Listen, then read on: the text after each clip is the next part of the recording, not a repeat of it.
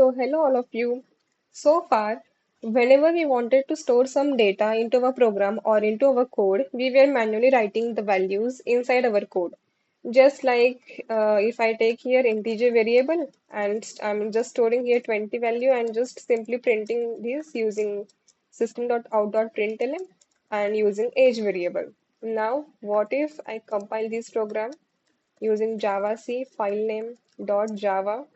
Okay, program is compiled successfully. Now I am going to run this program using Java and file name. Here you can see age is what? 20. But here is the question for you. What if I want user, that means you, to enter your own age? Or what if every user running this program wants to enter a different value? How can we take input directly from the user from this console? How can we make our program not hard coded but interactive? That's exactly what we are going to learn today using this video or using this scanner class video. So let's start coding. Okay. So first I'm going to run this program two or three more times, just like I have run this two times. Now third time. Okay, here you can see our age is 20, which is fixed. Okay, whenever I am running this program, it just simply printing 20 value. Okay, but I want to change this value for every running time. So that's where our scanner concept comes in. Okay, for scanner, we just need to delete this everything. Okay, and we need to first write one statement, which is known as import statement, which simply looks like import java.util.scanner. So you might be wondering what this statement actually means, so don't worry. First, we need to import the scanner class. So here, scanner is nothing but the class, and scanner is available inside the java.util package. So java.util is the package and it allows our Java program to read input from the user. Okay, so I'm just going to comment down here for your understanding. Like scanner is the class and java.util is nothing but the package, okay, which allows us to import the scanner class. And import is nothing but just simply think it as downloading a toolkit before using it. Clear? Okay. So now we are just going ahead and simply creating one class for our program. And we are just going to create or define one method, public static void main, as we already know.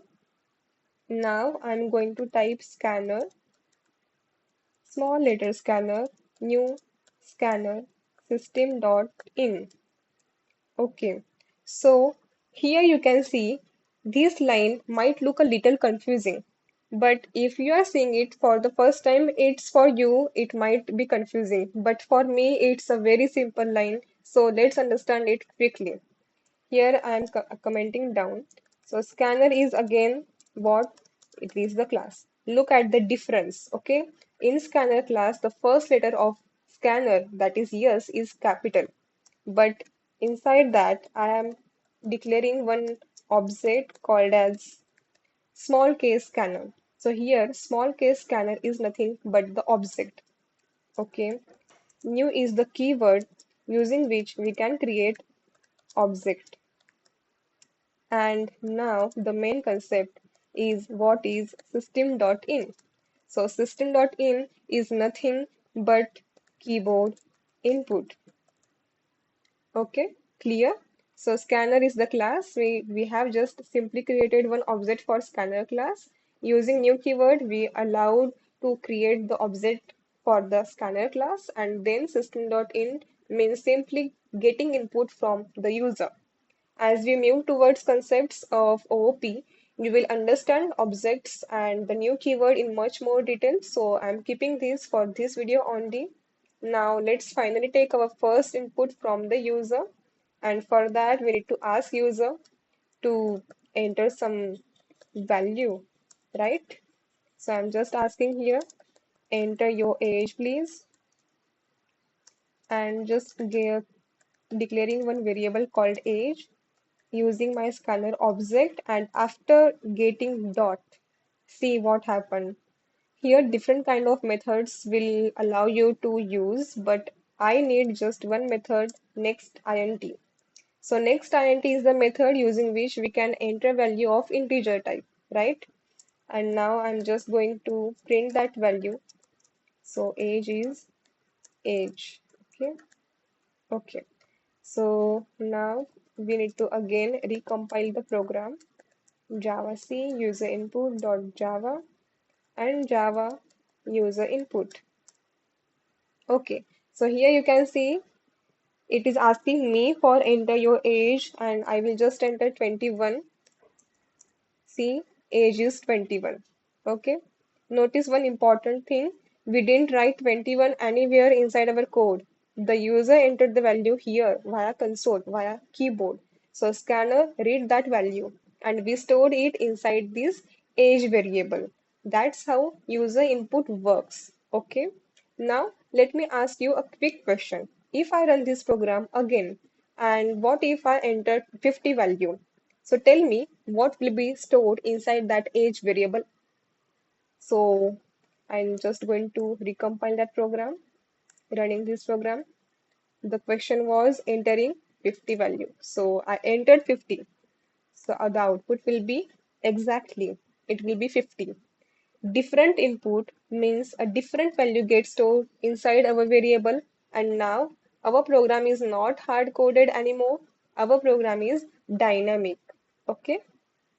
So in today's video, we have just simply seen how can we enter integer type of value using scanner class. What do you mean by scanner, and how can we create object for scanner class? Okay.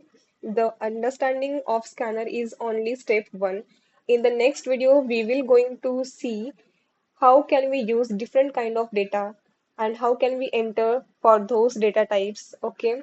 And we are going to create one simple mini project using our scanner concept. So if you are following this Java series, make sure you are subscribed to CodePaath, because from this next video we are going to start applying what we have learned in our previous videos. And see you in the next video. Make sure to comment it down if you have any kind of doubts, and subscribe to CodePaath. So see you in the next video.